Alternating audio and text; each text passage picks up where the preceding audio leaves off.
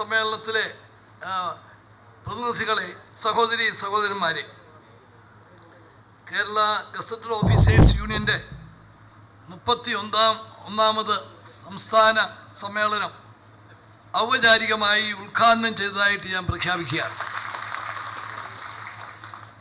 സ്വാഗത പ്രസംഗത്തിലും അധ്യക്ഷ പ്രസംഗത്തിലും കഴിഞ്ഞ ഗവൺമെൻറ് ചെയ്ത കാര്യങ്ങളൊക്കെ പറഞ്ഞ് പ്രത്യേകമായ നന്ദിയും അഭിനന്ദനവും ഒക്കെ ഇവിടെ പറയുകയുണ്ടായി.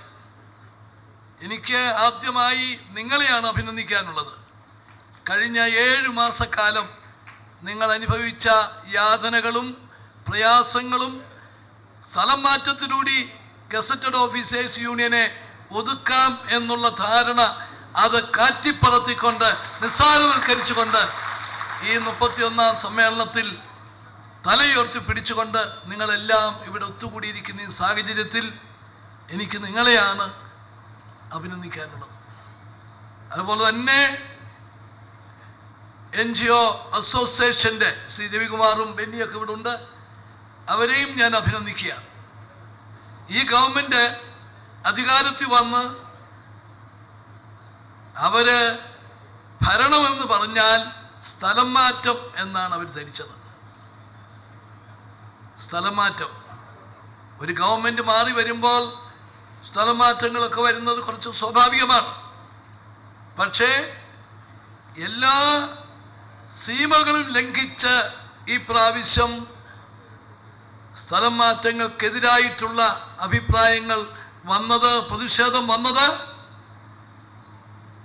കുറേ പേർക്ക് അനുകൂലമായ പോസ്റ്റിംഗ് കൊടുക്കുക മാത്രമല്ല, തങ്ങൾക്ക് രാഷ്ട്രീയമായി വിരോധമുള്ളവരെ എങ്ങനെ ദ്രോഹിക്കാം, എങ്ങനെ അവരെ ബുദ്ധിമുട്ടിക്കാം, എങ്ങനെ അവര് ഈ യൂണിയനിൽ പ്രവർത്തിക്കുന്നതിൽ അവർക്ക് മനോവിഷമം ഉണ്ടാക്കാം എന്നുള്ള മനോഭാവത്തോടു കൂടി നടത്തിയിട്ടുള്ള സ്ഥലം മാറ്റങ്ങളാണ് വ്യാപകമായ പ്രതിഷേധത്തിനിടയായത്. പക്ഷേ ഇന്ന് അവർക്ക് കുറേ കാര്യങ്ങൾ മനസ്സിലാക്കിയിട്ടുണ്ട്. സ്ഥലം മാറ്റത്തിലൂടെ കോൺഗ്രസിൻ്റെ UDFൻ്റെ അനുഭാവ സംഘടനകളെ ഇല്ലാതെയാക്കാം എന്ന ധാരണ അവർക്ക് മാറിയിട്ടുണ്ട്. മാത്രവുമല്ല, ഈ സ്ഥലം മാറ്റങ്ങൾ മാത്രം ലക്ഷ്യമാക്കിക്കൊണ്ടുള്ള അവരുടെ പ്രവർത്തനങ്ങൾ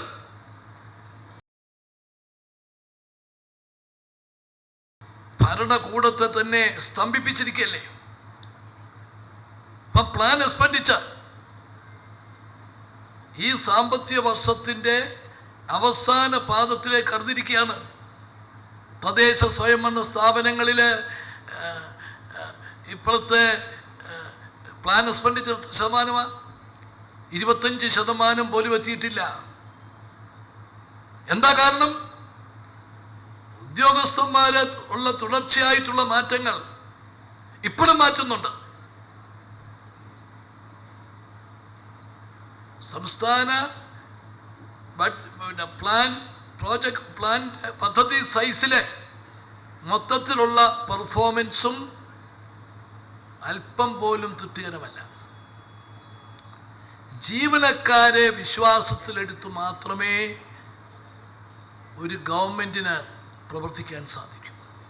തെറ്റുകളുണ്ടെങ്കിൽ ചൂണ്ടിക്കാണിക്കണം, അഴിമതി ഉണ്ടെങ്കിൽ ശക്തമായ നടപടിയെടുക്കണം. ഗവൺമെൻറ് മാറി വരുമ്പോൾ നയങ്ങളിൽ മാറ്റം വരും, സമീപനങ്ങളിൽ മാറ്റം വരും. പക്ഷെ ആ പൊതുവായ ആ ചട്ടക്കൂട്ടിൽ നിന്നുകൊണ്ട് കാര്യങ്ങൾ നടത്താനും ഭരണകൂടത്തെ മുമ്പോട്ട് നയിക്കാനും സാധിക്കണമെങ്കിൽ ജീവനക്കാരെ ശത്രുക്കളായിട്ട് പ്രഖ്യാപിച്ചുകൊണ്ട് മുമ്പോട്ട് നീങ്ങിയാൽ കാര്യങ്ങൾ നടക്കില്ല. ഇനിയെങ്കിലും ഗവൺമെന്റ് യാഥാർത്ഥ്യം മനസ്സിലാക്കണം.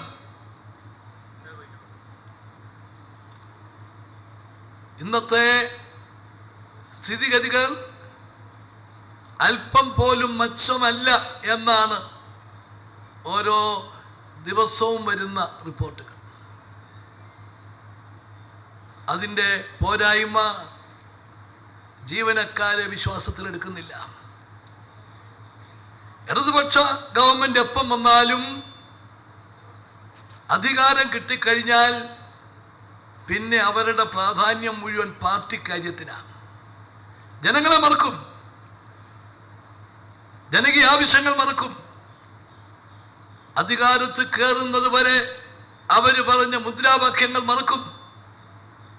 അണികളെ എന്തിനൊക്കെ സമരത്തിന് പറഞ്ഞു വിട്ടോ അതെല്ലാം മറക്കും. ആ മറവിയാണ് ഇന്ന് ഓരോ രംഗത്തെയും കാര്യങ്ങൾ. ഇവിടെ ശ്രീ രാജൻപിള്ള പറഞ്ഞല്ലോ, നിയമന നിരോധനം, പുതിയ തസ്തികൾ പുതിയതായി സൃഷ്ടിക്കുന്നതിന് നിരോധനം.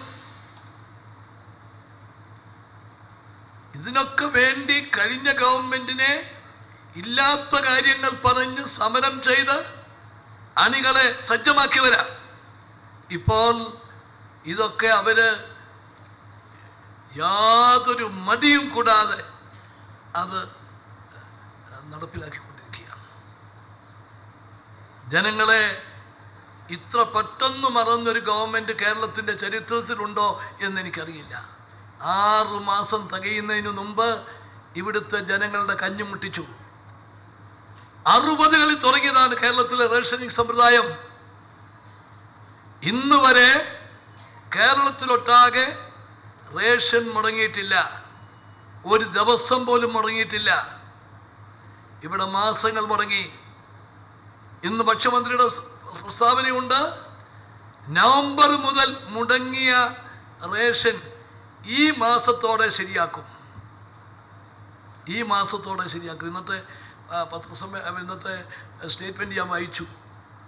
ജനുവരിയിലെ റേഷൻ അതിനുശേഷം കൊടുത്തു തുടങ്ങും. ഇന്നത്തെ അത്താഴത്തിനുള്ള അരി ഇന്ന് കിട്ടണ്ടേ? ഒരു മാസം കഴിഞ്ഞ് കിട്ടിയിട്ട് കാര്യമുണ്ടോ? മാത്രമല്ല, റേഷൻ അരി ഒരു ദിവസം മുടങ്ങിയാൽ മാർക്കറ്റിലെ അരിവില കൂടും. ഇന്ന് കേരളത്തിലെ അരിവില എത്രയാ?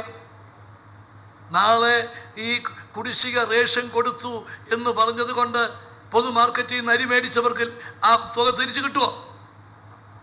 കിട്ടത്തില്ല. അപ്പൊ കേരളത്തിലെ ഇന്ന് വരെ സംഭവിച്ചിട്ടില്ലാത്ത വിധത്തിലുള്ള അരി വിതരണത്തിൽ, റേഷനിങ് സിസ്റ്റത്തിൽ പോലും തകരാറുണ്ടായിട്ട് അത് ഗൗരവമായി കാണാൻ, അതിന് എങ്ങനെ പരിഹാരം കാണാൻ സാധിക്കും എന്ന് ഇവിടെ കാര്യമായ ഒരു ചർച്ച നടന്നു. കേരളത്തിലെ മുഴുവൻ റേഷൻ മുടങ്ങിയിട്ടും അത് സംബന്ധിച്ച് ഒരു ഉന്നതതല സമ്മേളനം ഇവിടെ കൂടിയതായിട്ട് പത്രത്തിൽ കണ്ടിട്ടില്ല. ഇന്നത്തെ മന്ത്രിയുടെ പ്രസ്താവന തന്നെ റേഷൻ മുടങ്ങിയതിൻ്റെ ഗൗരവം, നവംബർ മുതൽ മുടങ്ങിയ റേഷൻ ഈ മാസത്തോടെ, ഏത് മാസം, ജനുവരി നേരെയാകും എന്നാണ് പറഞ്ഞിരിക്കുന്നത്. ജീവനക്കാരെ വിശ്വാസത്തിലെടുത്ത് അവരുടെ പൂർണ്ണമായ സഹകരണവും പങ്കാളിത്തവും ഉറപ്പുവരുത്തി വേണം ഒരു ഗവൺമെന്റ് പ്രവർത്തിക്കേണ്ടത്. കഴിഞ്ഞ ഐക്യജനാധിപത്യ മുന്നണി ഗവൺമെന്റിന് വികസന രംഗത്തും കരുതൽ രംഗത്തും, വികസനവും കരുതലും അതായിരുന്നു നമ്മുടെ ഒരു മുഖമുദ്ര. ആ 2 മേഖലകളിലും എന്തെങ്കിലും നേടാൻ സാധിച്ചിട്ടുണ്ടെങ്കിൽ അത് ഈ സംസ്ഥാനത്തെ ജീവനക്കാരുടെ പൂർണ്ണമായ പങ്കാളിത്തവും സഹകരണവും കൊണ്ടാണ് എന്ന് പറയാൻ സാധിക്കും. അതിനകത്ത് രാഷ്ട്രീയമായ ഒരു വകതിരിവും ഒരു പക്ഷപാതവും UDF ഗവൺമെന്റ് കാണിച്ചിട്ടില്ല. എല്ലാവരുടെയും സഹകരണം. ഇന്നിപ്പോൾ അഴിമതിക്കെതിരായിട്ടുള്ള നടപടികളെ ആരെങ്കിലും എതിർക്കുമോ? എല്ലാവരും അനുകൂലിക്കും. പക്ഷേ അഴിമതിയുടെ പേരിൽ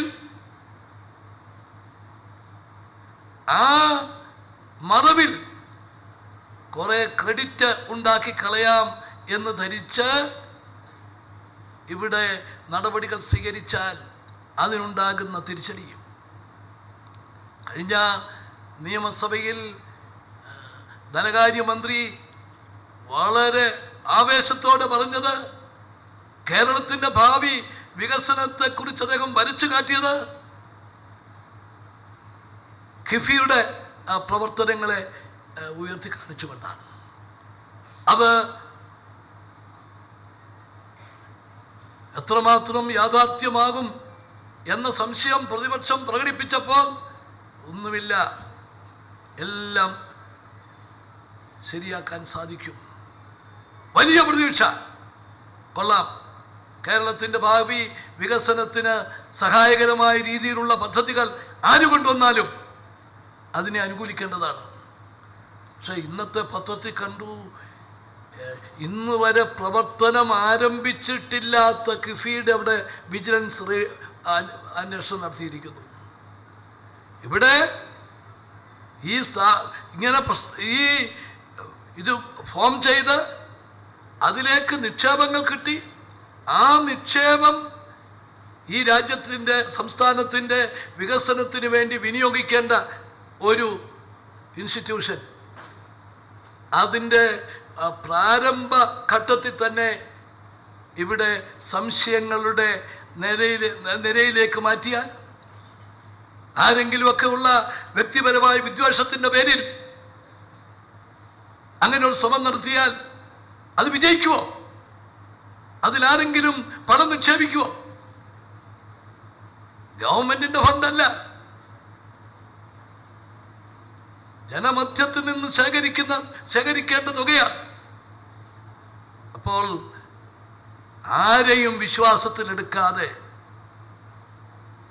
ഒരു വ്യക്തമായ കാഴ്ചപ്പാടില്ലാതെ നടത്തിയ ശ്രമത്തിൻ്റെ ഫലമാണ് കഴിഞ്ഞ 7 മാസക്കാലം കേരളത്തിനുണ്ടായ ദുരന്തങ്ങൾ.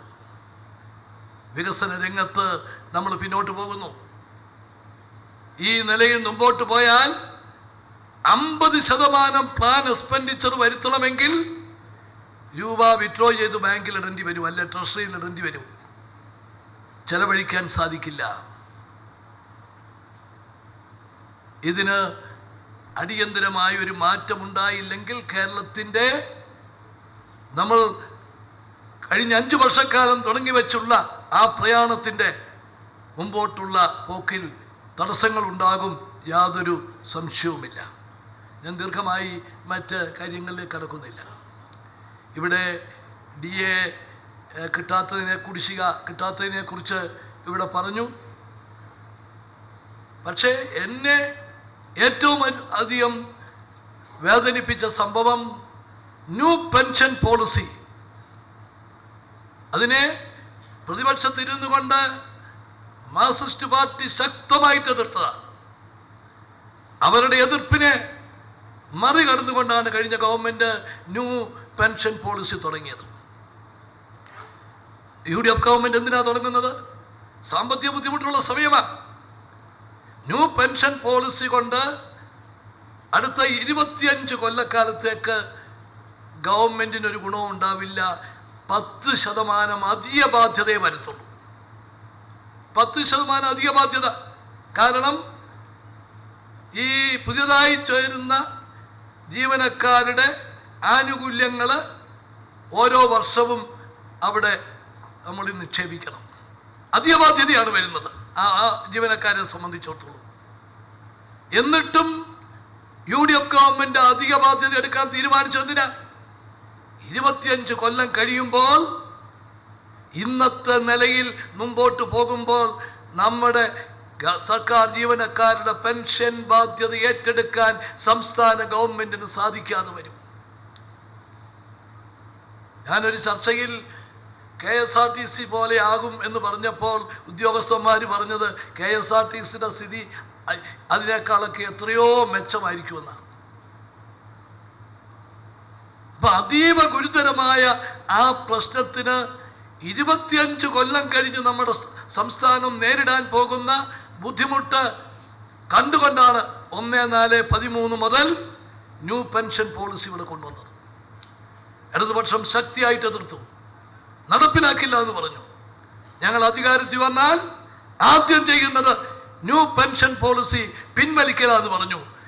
എന്തായി എന്ന് ഞാൻ ധനകാര്യമന്ത്രിയോട് നിയമസഭയിൽ ചോദിച്ചപ്പം ഞങ്ങൾ ഇതുവരെ തീരുമാനമെടുത്തിട്ടില്ല എന്ന് പറഞ്ഞു.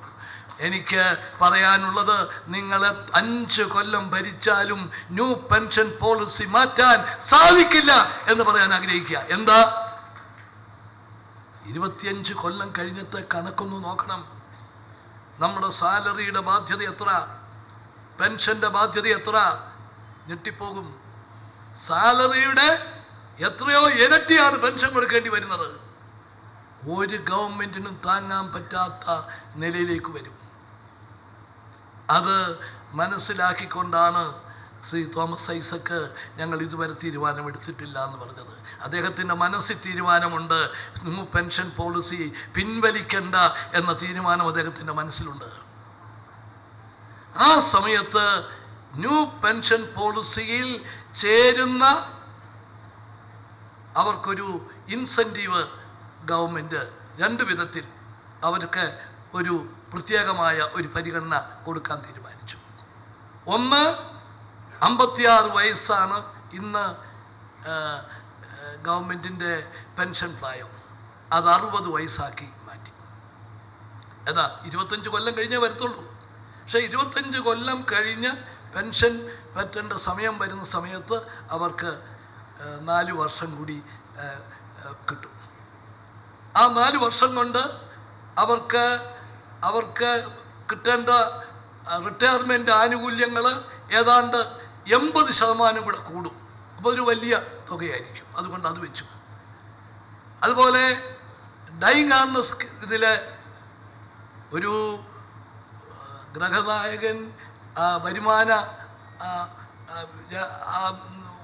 തരുന്ന വ്യക്തി മരിക്കുമ്പോൾ ആ കുടുംബത്തിന് ഏറ്റവും വേഗത്തിലാണ് ഒരു സഹായം വേണ്ടത്. പക്ഷേ UDF ഗവൺമെൻറ് അധികാരത്തിൽ വരുമ്പോൾ 5 കൊല്ലമായിട്ടും ജോലി കൊടുക്കാൻ സാധിക്കാത്തവരുണ്ടായിരുന്നു. അന്ന് മുഴുവൻ പേർക്കും അന്ന് വരെയുള്ള 2011 ഗവൺമെൻറ് തീരുമാനമെടുക്കുന്ന വരെയുള്ളവർക്കെല്ലാം ജോലി കൊടുക്കത്തക്ക വിധത്തിൽ സൂപ്പർ ന്യൂമറി പോസ്റ്റ് ഉണ്ടാക്കി. അപ്പം ഞാൻ ധരിച്ചു ഒരു 4 കൊല്ലം കൊണ്ട് സൂപ്പർ ന്യൂമറി എല്ലാം അക്കോമഡേറ്റ് ചെയ്യും. അപ്പോൾ അത് കഴിയുമ്പം അതുവരെയുള്ള കുടിശ്ശികയെല്ലാം ഒന്നിച്ചു തീർക്കാം എന്ന് വെച്ച് പിന്നെ നോക്കുമ്പോൾ വളരെ കുറച്ച് പേര് മാത്രമേ സൂപ്പർ ന്യൂമറി അബ്സോർബ് ചെയ്ത് പോയിട്ടുള്ളൂ. അതുകൊണ്ട് 1 കൊല്ലം മുമ്പ് അതുവരെ പെൻഡിങ് ഉള്ള എല്ലാവരെയും പുതിയതായി സൂപ്പർ ന്യൂമറി പോസ്റ്റ് ഉണ്ടാക്കി അവർക്ക് കൊടുത്തു. പക്ഷേ ഈ സ്ഥിതി പിന്നെയും തുടരും. ഇനി വരുന്ന ഗവൺമെൻറ് സൂപ്പർ ന്യൂമറി ഉണ്ടാക്കണ്ടെന്ന് തീരുമാനിച്ചു കഴിഞ്ഞാൽ ഡൈയിങ് ഹാർനസ് ജോലി കിട്ടാൻ വളരെ വർഷങ്ങൾ കാത്തിരിക്കേണ്ടി വരും. ഈ ന്യൂ പെൻഷൻ സ്കീമിൽ പെട്ടവർക്ക് അതുകൊണ്ടാണ് അങ്ങനെ സ്കീമിൽ ചേരുന്ന ഒരാൾക്കൊരു അപകടമുണ്ടായാൽ, ഒരു പ്രത്യേക സാഹചര്യം ഉണ്ടായാൽ അവർക്ക് അവസാനം കിട്ടുന്ന ശമ്പളം ജോലി കിട്ടുന്നത് വരെ കൊടുക്കുക. ആ തീരുമാനമെടുത്തു. ആ തീരുമാനം തിരുത്തി 30%, 100% എന്നത് 30% കുറച്ചു എന്ന് കേൾക്കുന്നു. നിശ്ചയമായും ഗവൺമെൻറ് അത് പുനഃപരിശോധിക്കേണ്ടതാണ്. അത് അങ്ങേയറ്റത്തെ തെറ്റായിട്ടുള്ള ഒരു നടപടിയാണ്. ഞാൻ അവസാനിപ്പിക്കുകയാണ്. ഗവൺമെൻറ്റിലെ കാര്യങ്ങൾ സുഗമമായി നല്ല നിലയിൽ മുമ്പോട്ട് പോകുന്നതിന് ചർച്ചകൾ ആവശ്യമാണ്. പരസ്പര വിശ്വാസത്തോടു കൂടിയിട്ടുള്ള ചർച്ചകൾ ആവശ്യമാണ്. എല്ലാ കാര്യത്തിലും യോജിപ്പൊന്നും ഉണ്ടാവില്ല. യോജിപ്പില്ലാത്ത കാര്യത്തിൽ പോലും ചർച്ച ചെയ്ത് ഗവൺമെൻറ്റിൻ്റെ നിലപാടിതാണ്, അതിനോട് വിയോജിക്കുന്നവരുടെ നിലപാട് എന്താണെന്ന് ഗവൺമെൻറ് അറിയുക, ഗവൺമെൻറ്റിൻ്റെ നിലപാട് അങ്ങോട്ട് അറിയുക. അതല്ലാതെ ഏകപക്ഷീയമായിട്ടുള്ള തീരുമാനം മുമ്പോട്ട് പോകുന്നത് ശരിയാണോ ചിന്തിക്കണം. കേരള അഡ്മിനിസ്ട്രേറ്റീവ് സർവീസ് അതിനെ സംബന്ധിച്ചിടത്തോളം ഇന്ന് ചില വിവാദങ്ങളൊക്കെ ഉയർന്നു വന്നിട്ടുണ്ട്. UDF ഗവൺമെൻറ് കാലത്തുണ്ടായത് അന്ന് ചർച്ച ചെയ്തു. എല്ലാവരുമായി ചർച്ച ചെയ്ത് അതിന് ഏകദേശം ഒരു രൂപത്തിലേക്ക് എത്തിയതാണ്. ഇപ്പം അങ്ങനെ ഒരു ചർച്ചയില്ലാതെ മുമ്പോട്ട് പോകുന്നതാണ് ഇന്ന് പ്രശ്നമായിട്ടുള്ളത്. അതുപോലെ തന്നെ ജീവനക്കാരെ ബാധിക്കുന്ന മറ്റു കാര്യങ്ങളിലും ഒരു ചർച്ചയിലൂടെ ഒരു പരസ്പരം കാര്യങ്ങൾ അറിയിച്ചും മുമ്പോട്ട് പോകുന്ന ഒരു സാഹചര്യമാണ് നമുക്ക് ആവശ്യമായിട്ടുള്ളത്. പക്ഷേ ചർച്ചയിൽ വിശ്വസിക്കാതെ തീരുമാനം ഗവൺമെൻറ് എടുക്കും, അത് നടപ്പിലാക്കും, അത് ഉൾക്കൊള്ളണം എന്ന് പറയുന്നിടത്താണ് പല വിധത്തിലുള്ള ബുദ്ധിമുട്ടുകൾ ഉണ്ടാകുന്നത്. അത് നിങ്ങൾ ഒഴിവാക്കണം, അത് ഗവൺമെൻറ് ഒഴിവാക്കും എന്ന് ഞാൻ വിശ്വസിക്കുകയാണ്. എനിക്ക് നിങ്ങളോട് പറയാനുള്ളത്, കഴിഞ്ഞ ഗവൺമെൻറ് ചെയ്ത കാര്യങ്ങളിലൊക്കെ നിങ്ങൾ സംതൃപ്തി രേഖപ്പെടുത്തി. പക്ഷെ നിങ്ങളെക്കുറിച്ചൊരു പ്രതീക്ഷയുണ്ട്. ഗവൺമെൻറ് ജീവനക്കാർ സംസ്ഥാനത്ത് ജനങ്ങൾക്ക് വേണ്ടി, സംസ്ഥാനത്തിൻ്റെ പുരോഗതിക്ക് വേണ്ടി അർപ്പണബോധത്തോടു കൂടി പ്രവർത്തിക്കാൻ ബാധ്യസ്ഥരാണ്. അതിന് സംതൃപ്തരായിട്ടുള്ള സിവിൽ സർവീസ് ആയിരിക്കണം. ഞാൻ യോജിക്കുന്നു. അപ്പം ഇവിടെ പറഞ്ഞ നിങ്ങളോട് കാണിച്ച പ്രത്യേക താല്പര്യങ്ങൾ അത് ഏകപക്ഷീയമല്ല. നിങ്ങളിൽ നിന്നൊരു വലിയ പ്രതീക്ഷയുണ്ട്. ആ പ്രതീക്ഷ നിറവേറ്റാൻ, അതിന് നേതൃത്വം കൊടുക്കാൻ ഏറ്റവും ഉത്തരവാദിത്തപ്പെട്ട ഒരു സംഘടന എന്ന നിലയിൽ ഗസറ്റഡ് ഓഫീസേഴ്സ് യൂണിയന് അതിന് ഒരു ഉത്തരവാദിത്വമുണ്ട്. ഗവൺമെൻറ് ഏതുമാകട്ടെ. പക്ഷേ സംതൃപ്തരായ ഒരു സിവിൽ സർവീസ് എന്നുള്ള ലക്ഷ്യത്തോടു കൂടി അതിനുള്ള അവസരങ്ങളും സാഹചര്യങ്ങളും ഗവൺമെൻറ് ഒരുക്കുമ്പോൾ അതിനോട് പൂർണ്ണമായും പ്രതികരിക്കാൻ, അനുകൂലമായി പ്രതികരിക്കാൻ, പോസിറ്റീവായിട്ട് പ്രതികരിക്കാൻ നിങ്ങൾക്ക് ബാധ്യതയുണ്ട്. ആ പ്രവർത്തനത്തിന് നേതൃത്വം കൊടുക്കാൻ കഴിഞ്ഞ 31 വർഷക്കാലം കേരളത്തിലെ സിവിൽ സർവീസിൽ ഏറ്റവും നല്ല നേതൃത്വം നൽകി മുമ്പോട്ട് വന്നിട്ടുള്ള ഗസറ്റഡ് ഓഫീസേഴ്സ് യൂണിയന് പ്രത്യേകമായ ഒരു ഉത്തരവാദിത്വമുണ്ട്.